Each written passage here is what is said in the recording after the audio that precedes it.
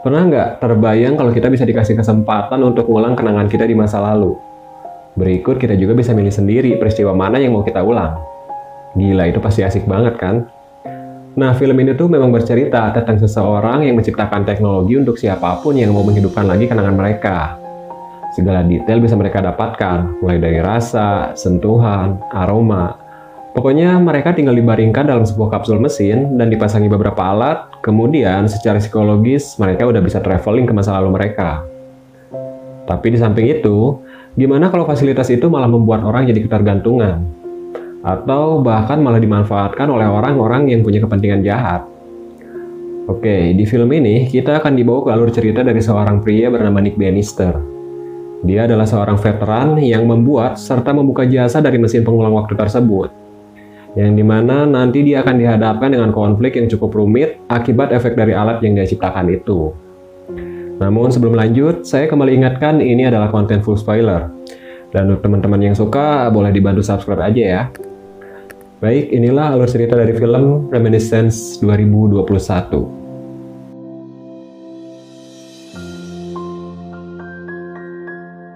Film dibuka dengan pemandangan kota Miami yang terendam air akibat pemanasan suhu ekstrim yang mengakibatkan naiknya permukaan air laut. Hal itu juga yang menyebabkan penduduk lebih memilih beraktivitas di malam hari supaya suhunya lebih dingin. Kala itu, Nick yang baru tiba di tempat kerjanya disambut oleh asisten pribadinya yang bernama Watts. Untuk selanjutnya tempat kerja Nick saya sebut lab aja ya. Di situ mereka sudah kedatangan tamu yang merupakan teman lama Nick yang bernama Hank. Dia adalah rekan Nick ketika bertugas sebagai tentara, dan saat itu dia meminta untuk mengulang momen bersama anjing peliharaannya di masa lalu. Untuk metodenya sendiri terlihat cukup sederhana. Sebelumnya Hank akan dibius lalu dibaringkan di dalam kapsul berisi air. Alat pemancar dipasang di kepala, dan selanjutnya chip memori dipasang di sebuah panel untuk diaktifkan. Kemudian Nick akan memandunya dengan perintah suara, dan terakhir sebuah proyektor digital akan menampilkan isi kenangannya secara detail. Ini memang terlihat gila sih. Tapi saat itu memang cukup banyak yang memakai jasa Nick akibat kondisi kota yang sudah kacau yang membuat mereka jadi lebih memilih untuk menikmati momen mereka di masa lalu. Seorang tamu bernama Elsa termasuk yang paling sering datang ke situ. Tapi katanya selama datang ke situ, dia hanya memutar satu momen yang sama sampai membuat Watts menawarkan untuk memberikan chip memorinya supaya Elsa bisa menontonnya tiap hari tanpa datang ke situ. Selain itu, semuanya berjalan normal sampai pada saat mereka akan tutup, datang seorang wanita cantik yang mengaku kehilangan kunci dan meminta untuk menggunakan jasa Nick untuk menemukannya. Saat itu, Watts menolak, tapi sepertinya Nick menyukai wanita itu dan dia pun bersedia membantunya. Wanita itu bernama May, dan singkat cerita dia pun langsung dibawa menyusuri memorinya saat itu juga. Sebenarnya, saat itu mereka bisa dengan mudah menemukan kunci apartemen May yang ternyata terjatuh di tempat kerjanya. Tapi di situ Nick malah terus memperhatikan May yang ternyata dia adalah seorang penyanyi. Dan saat itu juga Nick jadi semakin tertarik pada wanita itu. Lalu untuk selanjutnya, Nick jadi punya kesempatan bertemu lagi dengan May karena ternyata antingnya tertinggal di situ. Malam selanjutnya, Nick mendatangi kantor polisi. Jadi selain untuk umum, jasa Nick juga digunakan untuk membantu penyelidikan polisi. Saat itu, polisi perempuan bernama Avery sedang memeriksa seorang konglomerat bernama Sylvan atas dugaan pembunuhan. Tapi sayangnya setiap tindakannya sangat terbatas karena mayoritas pejabat dan polisi sudah disuap. Keadaan kota itu memang sudah sangat kacau, jadi sangat jarang ditemui polisi jujur seperti Avery. Begitu selesai, Nick langsung menemui May. Dia mengembalikan anting May dan setelah ngobrol singkat, Nick pun mengantar May pulang.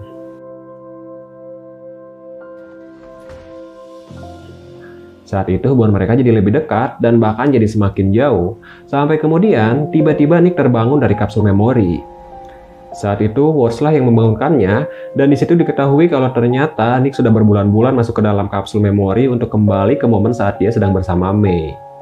Jadi katanya dulu hubungan Nick dan May sudah sangat jauh. Mereka bahkan sudah merencanakan pernikahan sampai tiba-tiba May menghilang begitu saja meninggalkan Nick.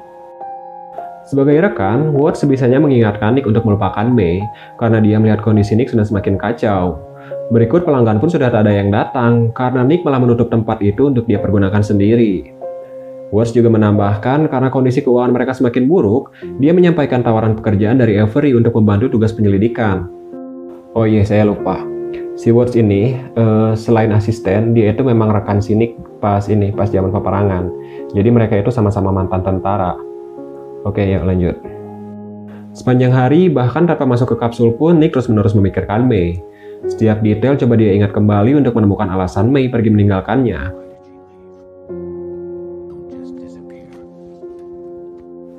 Dia juga mendatangi semua tempat dan bertanya pada orang-orang yang pernah berhubungan dengan May. Tapi nihil. May benar-benar menghilang tanpa meninggalkan jejak apapun. Setelah itu, dia bahkan secara diam-diam masuk lagi ke dalam kapsul sambil perlahan-lahan mencari petunjuk alasan kepergian May.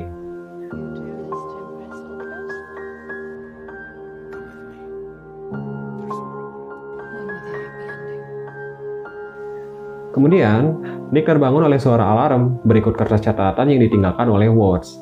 Lalu seseorang mengetuk pintu dan saat Nick mengeceknya, tidak ada siapapun di situ. Dan dia menemukan anting milik May yang tergeletak di depan labnya. Sambil berjalan ke kantor Avery, Nick menunjukkan anting itu dan Watts bilang kalau bisa aja anting itu sudah lama terjatuh di situ. Lalu setelah masuk, Avery meminta Nick dan Watts untuk membuka memori dari seorang tahanan yang merupakan anggota pengedar narkoba. Avery berniat menggali informasi untuk menangkap pimpinan mereka yang bernama Senjo. Katanya selama ini dia telah mengedarkan narkoba yang sangat berbahaya yang biasa mereka sebut BACA. B-A-C-A. Namun setelah berjam-jam menunggu, mereka belum juga bisa menghidupkan memori tahanan itu karena ternyata dia sudah sekarat. Lalu setelah melakukan beberapa cara, Nick pun berhasil membangunkan pikirannya dan isi memorinya pun langsung dipancarkan dengan sebuah proyektor. Dalam beberapa saat, mereka sudah dapat menemukan Senjo. Lalu tanpa diduga ternyata May muncul di situ. Saat ditanyakan, peristiwa itu terjadi di kota New Orleans pada 5 tahun yang lalu.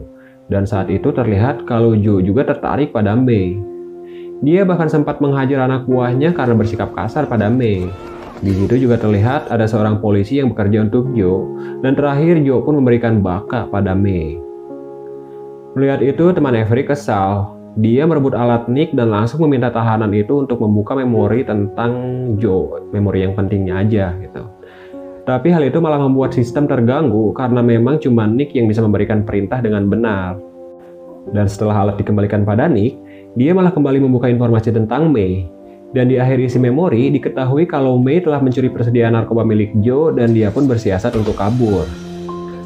Setelah itu, Nick pun langsung pergi. Dia berniat mendatangi tempat Senjo untuk mencari May.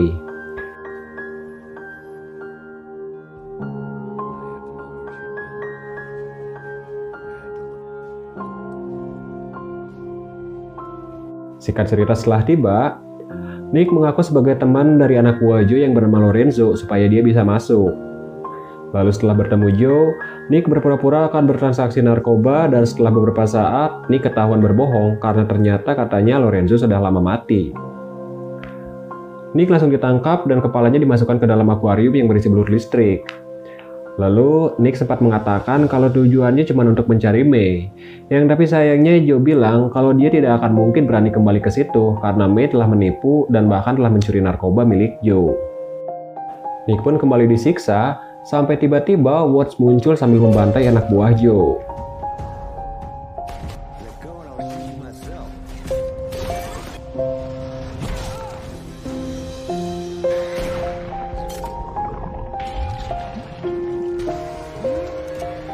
Setelah baku tembak yang cukup sengit, akhirnya Watts berhasil membunuh Joe dan dia pun segera membawa Nick pergi dari situ. Singkat cerita, Nick kembali ke dalam kapsul. Lalu muncul petunjuk kalau May pernah bercerita setelah pergi dari New Orleans, dia sempat terambang berhari-hari di tengah laut. Lalu dia diselamatkan oleh seorang wanita bernama Francis yang tinggal sendiri di sebuah rumah panggung di lepas pantai Miami. Dia merawat May hingga sampai akhirnya bisa bertemu dengan Nick.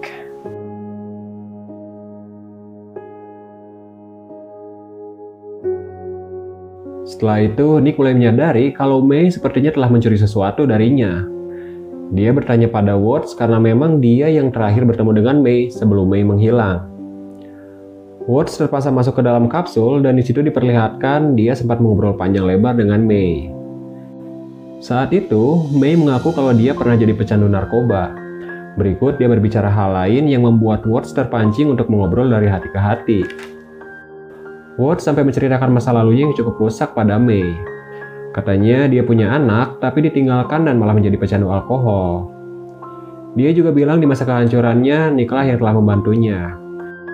Dan karena mengingat masa-masa itu, Watts yang sudah mabuk dan tak kuat menahan sedih pun malah pergi meninggalkan May sendirian.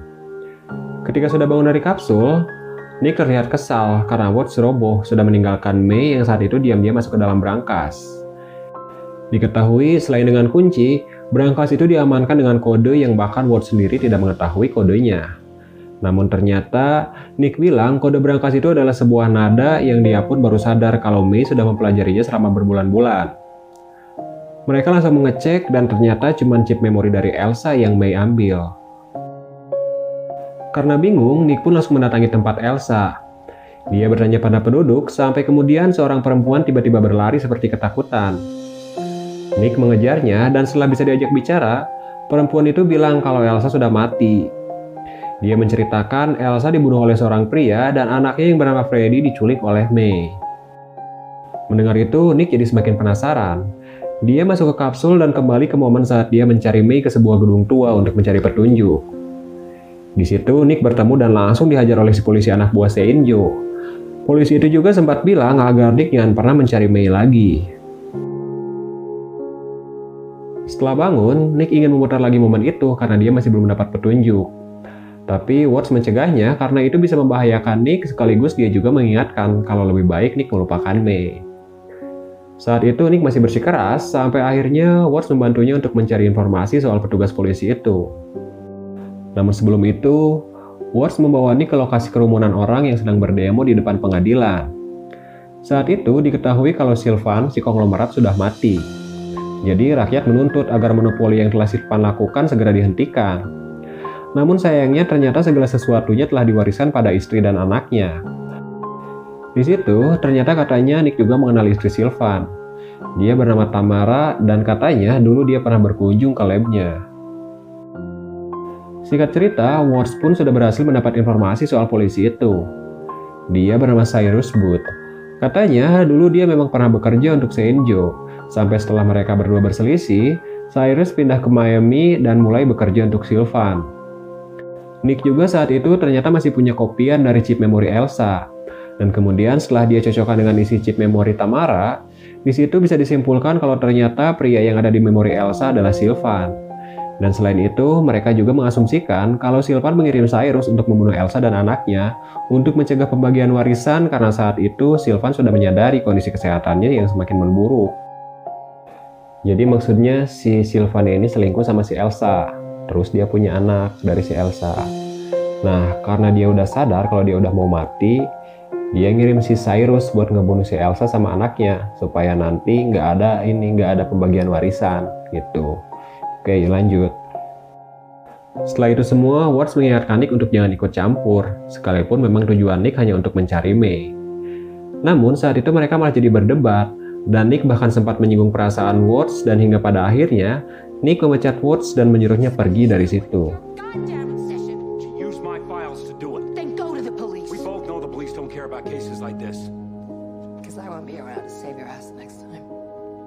Keesokan harinya, Nick pergi mendatangi tempat Sylvan.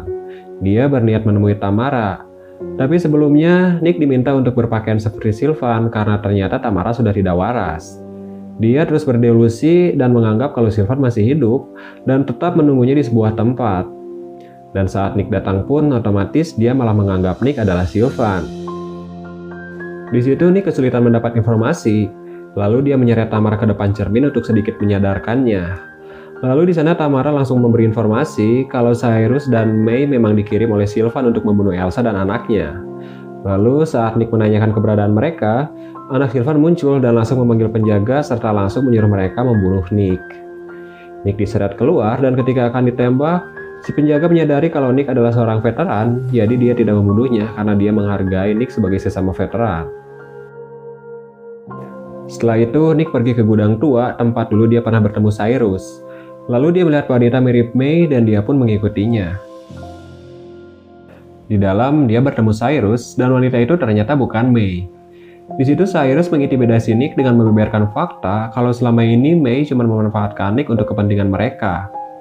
Kemudian setelah Nick mengancam, Cyrus pun coba kabur dan Nick pun segera mengejarnya.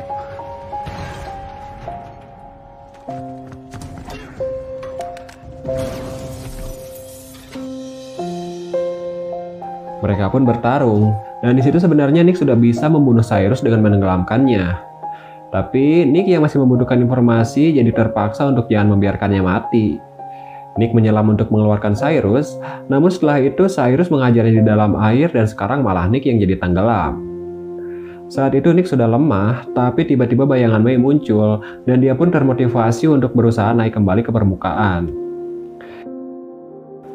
Di atas, tanpa menyadari kemunculan Nick, Cyrus ternyata sedang memikirkan Mei.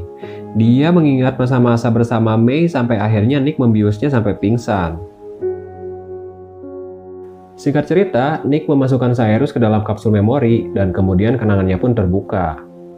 Sekarang saatnya fakta-fakta diungkapkan. Dulu ternyata Mei memang disuruh oleh Cyrus untuk mendatangi Nick dan Mei tidak bisa menolak karena dia diancam akan dibawa ke tempat Senjo. Lalu untuk melancarkan siasatnya, Mei mendatangi Hank untuk menggali informasi supaya dia bisa dengan mudah memikat hati Nick. Salah satu contohnya adalah lagu yang di awal Mei nyanyikan, ternyata sebenarnya adalah lagu yang sering Nick dengarkan sejak kecil. Mereka mengatur sedemikian rupa termasuk saat Mei pura-pura kehilangan kunci apartemennya. Lalu setelah itu selama berbulan-bulan Cyrus belum juga mendapatkan apa yang dia inginkan karena ternyata Mei malah benar-benar jatuh hati pada Nick. Cyrus terus menekan Mei hingga akhirnya Mei berhasil mencuri chip Elsa dan setelah mendapatkannya Cyrus sempat bilang ke Mei kalau dia akan membunuh Elsa dan anaknya. Selanjutnya di hari saat Cyrus membunuh Elsa, Mei datang untuk menyelamatkan anak Elsa dan membawanya pergi dari situ. Lalu selang beberapa lama, ternyata Mei mendatangi tempat Nick, tapi Cyrus menemukannya dan Mei pun menjatuhkan anting yang sebelumnya pernah Nick temukan di depan labnya.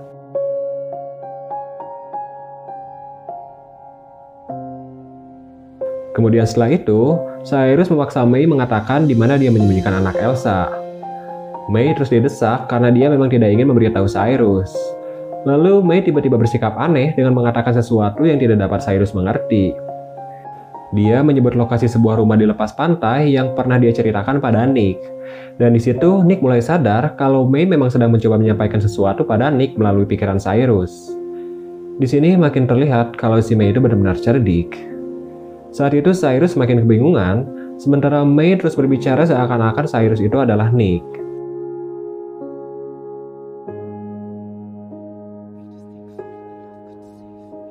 Dan ketika Cyrus sudah terbawa perasaan, dia mulai sadar kalau Mei tidak sedang berbicara dengannya. Dan setelah semua pesan disampaikan, Mei pun memutuskan untuk bunuh diri.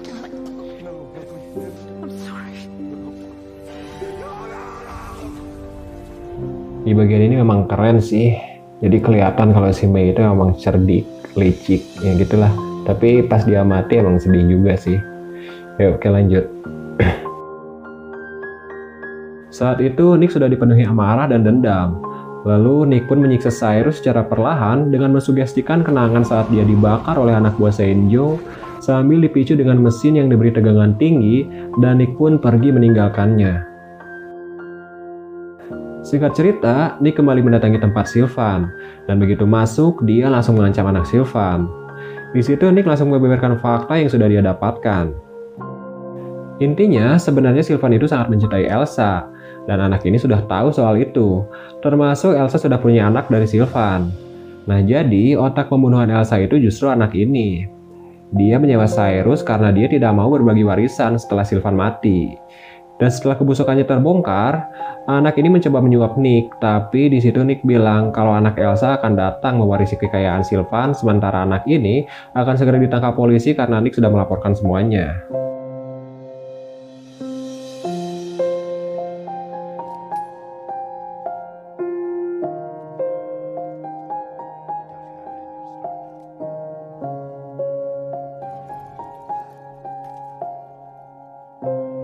Setelah itu, Nick datang menemui Watts. Dia mengatakan kalau dia sudah menyiksa Cyrus di dalam kapsul. Lalu dia memberikan chip memori Cyrus untuk membantunya agar Nick tidak dituntut, karena pada kenyataannya Cyrus adalah seorang penjahat. Di situ juga mereka berbaikan dan Nick menyarankan Watts untuk segera menemui anaknya selagi ada kesempatan. Selang beberapa waktu, Cyrus pun ditangkap. Dan setelah semuanya selesai, Nick memutuskan menghabiskan sisa hidupnya untuk terus memutar kenangan bersama Mei dan kemudian film pun selesai.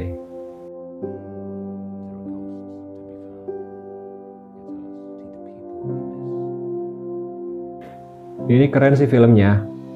Genre thriller tapi bikin baper. Untuk plotnya itu rapi banget dan alurnya terbilang cukup enteng lah. Setiap momen penting sudah saya ulas, tadi udah saya jelaskan juga sepanjang video. Jadi ya udah sih, cukup sekian dari saya. Makasih yang udah nonton dan sampai jumpa di video selanjutnya.